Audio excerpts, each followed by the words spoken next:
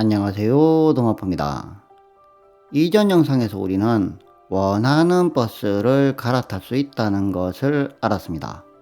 자신이 원하는 버스를 선택할 수 있고 그 버스를 갈아탈 수 있는 실행력을 갖추고 언제든지 환승할 수 있는 결정력이 있으면 삶이 안배됩니다.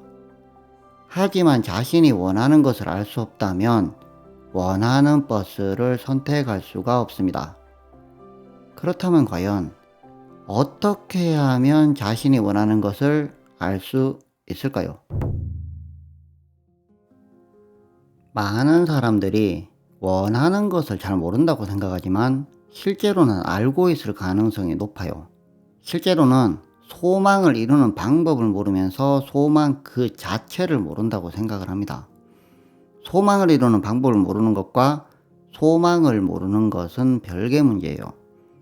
서울에 가고 싶다는 것은 알겠는데 어떤 버스를 타야 할지 모르는 겁니다. 부자가 되고 싶은 직장인은 이미 직장을 통해서 부가 축적되고 있습니다. 단지 원하는 만큼의 부를 축적하는 방법을 모를 뿐인 거죠. 이런 사람들은 자신의 소망에 집중하지 말고 구체적인 방법을 찾는 것에 집중해야 합니다. 자신이 원하는 것을 모르는 사람들은 부자가 되고 싶은지 평온하고 싶은지를 몰라요.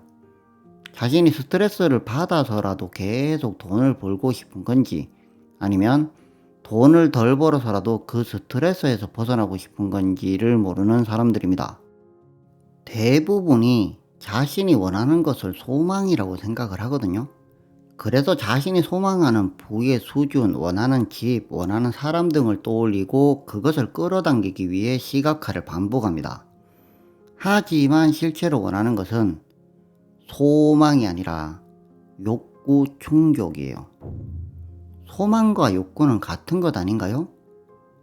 자, 소망과 욕구는 달라요. 우리는 부자가 되고 싶은 욕구를 소망이라고 부르지만 식욕과 성욕을 소망이라고 부르지 않습니다.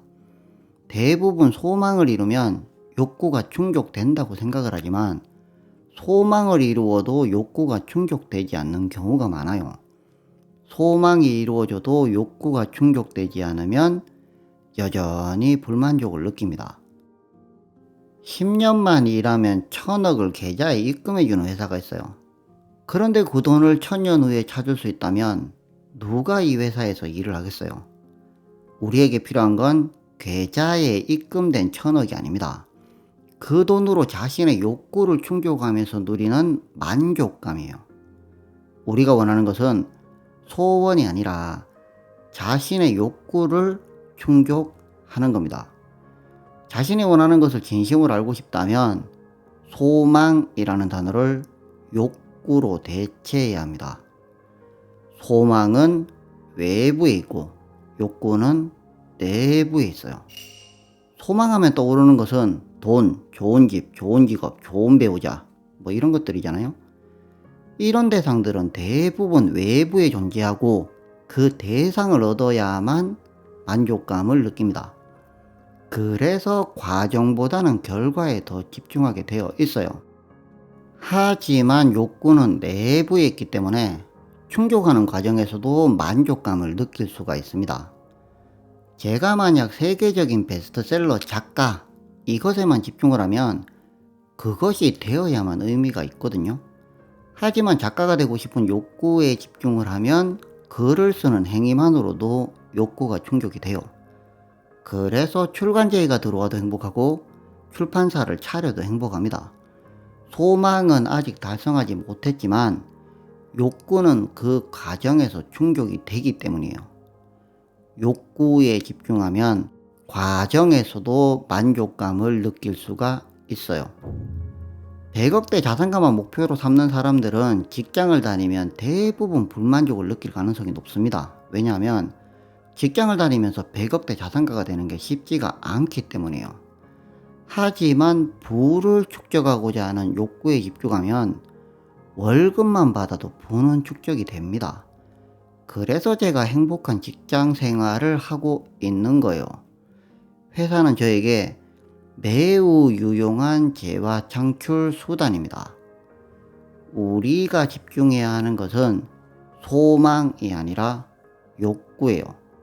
자신이 원하는 것을 알기 위해서는 자신의 욕구를 파악해야 합니다. 그렇다면 어떻게 해야 하면 자신의 욕구를 파악할 수 있을까요? 우리가 무언가를 잘 모를 때 당연하게 하는 행동이 있어요. 그게 바로 질문입니다. 모르면 물으면 됩니다. 하지만 사람들은 질문에 익숙하지가 않아요. 질문하는 것을 부끄러워하고 타인에게 어려운 질문을 하는 것을 실례라고 생각을 합니다. 그런데 단지 이런 이유 때문에 질문을 꺼려 하는 걸까요? 우리가 질문을 잘하지 않는 이유는 부끄러워서가 아니라 익숙하지 않기 때문이에요. 자신에게 질문을 해놓고 그것을 부끄러워하거나 실례라고 느끼는 사람은 없습니다. 그럼에도 불구하고 자신에게 질문을 던지는 사람은 많지 않아요. 질문이 익숙하지 않기 때문이에요. 질문이 익숙해지면 완전히 다른 삶을 경험할 수 있습니다. 질문은 정말 강력합니다. 저는 질문을 통해 많은 것을 얻었습니다. 대부분의 유튜버들이 콘텐츠를 엄청 고민하거든요. 저는 콘텐츠를 거의 고민하지 않아요. 왜냐하면 구독자들이 질문을 통해 매일 저에게 새로운 콘텐츠를 던져주기 때문입니다. 시각화는 잘 되는데 왜 실행이 안 될까요? 무의식 정화를 해야 하나요? 거울 명상을 하다가 보니 불쾌한데 계속 해야 할까요? 가족이나 직장 상사 때문에 괴로운데 어떻게 해야 할까요? 끌어당김의 법칙을 양자역학적으로 증명할 수 있나요? 송가체가 열리면 무엇을 경험할 수 있나요? 자각몽은 어떻게 하면 경험할 수 있나요? 안배가 잘 되려면 무엇을 해야 하나요? 명상을 할 때마다 불편한데 어떻게 해야 하나요? 이 모든 질문들이 콘텐츠로 바뀌었습니다. 이 질문에 답을 하다 보니 책이 2권이나 나왔어요. 모든 질문들은 다 저에게 안배된 겁니다. 하지만 그 질문이 안배되었을 때 그것에 답을 하지 않으면 그 안배는 사라집니다. 제가 경험하는 대부분의 안배는 질문에 답을 하는 방식으로 진행되었습니다. 진솔미님 채널이 안배되었을 때 이게 유튜브 채널을 개설하라는 건가? 이 질문에서 더마프 채널이 나왔거든요. 세계적인 명상 플랫폼 아우라가 안배되었을 때 명상 콘텐츠를 만들라는 건가? 이 질문에서 저를 아시아 3위의 명상 코치로 만들어준 더마프의 귀에 때려박는 만트라 학원 명상이 나왔습니다. 브런치가 안배되었을 때 이게 작가가 되라는 건가? 이 질문에서 더 마그네틱 라이프라는 책이 나왔습니다. 일본 출판 제안이 안배되었을 때 이게 출판사를 차리라는 건가? 이 질문에서 이끌림 북스라는 출판사가 나왔어요. 대부분의 안배는 이렇게 질문을 던지는 과정에서 나왔습니다. 자신이 진심으로 원하는 것이 무엇인지 잘 모르겠다면 자신에게 질문을 던져야 합니다. 대부분 자신의 내면을 잘 알고 있다고 생각을 하는데 사실은 잘 몰라요. 하지만 계속해서 자신에게 질문을 던지다 보면 답에 근접하게 됩니다. 자신의 욕구를 파악하는 가장 확실한 도구는 질문이에요. 저는 제 욕구를 파악하고 싶을 때 계속 질문을 저에게 던집니다. 이 욕구는 도대체 왜 일어날까? 왜 이것을 이루고 싶을까? 이것 말고 더 나은 것은 없을까? 이것이 이루어지면 어떤 현상이 펼쳐질까? 이것이 정말 내 욕구는 맞을까? 단순하게 사회적인 욕구는 아닐까? 이런 질문들을 계속해서 자신에게 던지다 보면 자신의 욕구가 서서히 수면 위로 올라옵니다. 제가 100억대 자산가가 되고 싶은 이유도 이러한 질문에서 찾은 거예요. 내가 100억이 있으면 무엇을 할 수 있을까? 내가 100억이 있으면 행복할까? 내가 100억이 없다고 불행할까? 내가 100억이 없다고 사는데 문제가 있을까? 계속해서 자신에게 질문을 던지다 보면 그 욕구는 점점 더 구체화됩니다. 그 질문을 던지다가 생각지도 못한 욕구를 발견할 때도 많았어요. 질문은 정말 강력한 무기입니다. 그런데 어떻게 하면 자신에게 계속 질문을 던질 수 있을까요? 답은 정해져 있어요. 계속해서 질문을 던지면 됩니다. 질문을 계속 던지다 보면 처음에는 상당히 어색하거든요. 근데 이게 서서히 익숙해져요. 자신에게 질문을 던지는 것이 익숙해지면 타인에게 질문을 던지는 것도 익숙해집니다. 이것이 익숙해지면 정말 많은 것을 얻을 수가 있어요. 제가 저만의 철학을 형성하게 된 것도 질문 때문입니다. 나의 본질은 도대체 뭘까? 왜 내 몸은 내가 아니어야 할까? 참자아트만을 찾으려면 무엇을 해야 할까? 분별이 사라지려면 무엇을 해야 할까? 분별이 사라지는 게 과연 가능하긴 한 걸까? 왜 내 감정은 오르락내리락 할까? 내 감정이 오르락내리락 하지 않으려면 무엇을 해야 할까? 내 감정이 오르락내리락 하지 않는 경지가 가능하긴 한 걸까? 이런 형태로 계속 자신에게 질문을 던지고 답을 찾다 보니 많은 것을 깨닫게 되었습니다. 제가 감정과 현상을 연관시키게 된 것도 질문 때문이에요. 왜 내 생각대로 현상들이 펼쳐질까? 왜 내 의식이 전자에 영향을 미칠까? 내 감정에 따라 현상이 펼쳐지는 것이 맞을까? 나는 신과 본질적으로 같을까? 나는 신의 한 조각일까?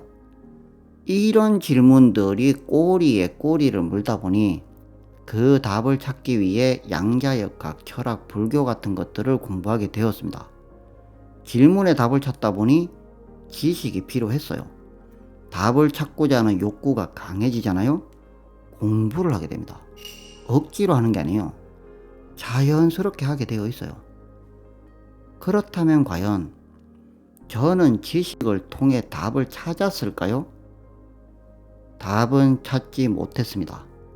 하지만 욕구는 계속해서 충족됐어요.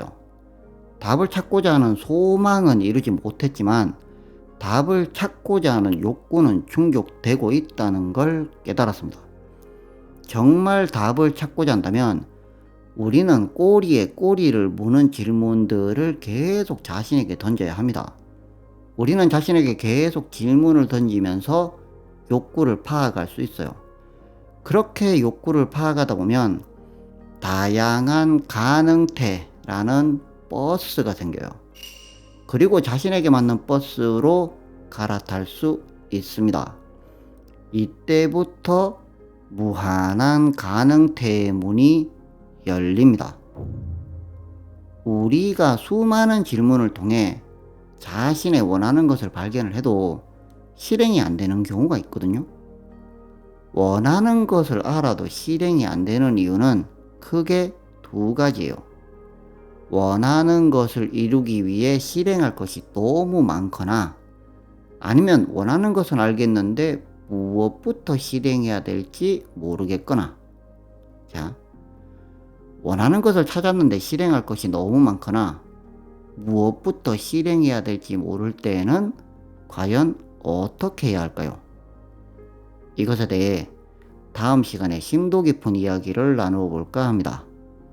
오늘도 커피 향기 가득한 행복한 하루 보내세요. 지금까지 더 마하프였습니다.